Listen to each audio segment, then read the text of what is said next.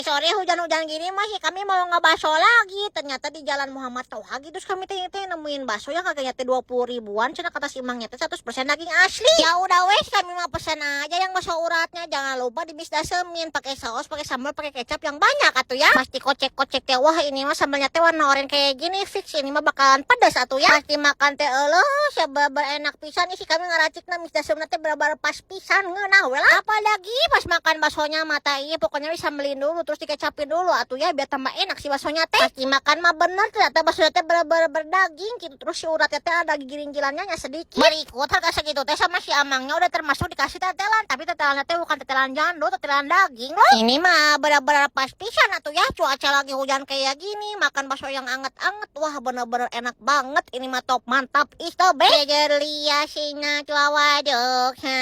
Iya teh mendingan pisan. Urusan minumannya mah tinggal minum aja teh tawar dari simangnya. Beuh jadi bener-bener seger pisan. Udah yang pedas makannya terus minumnya anget-anget atuh ya. Lanjut dan bakso di mana lagi ya?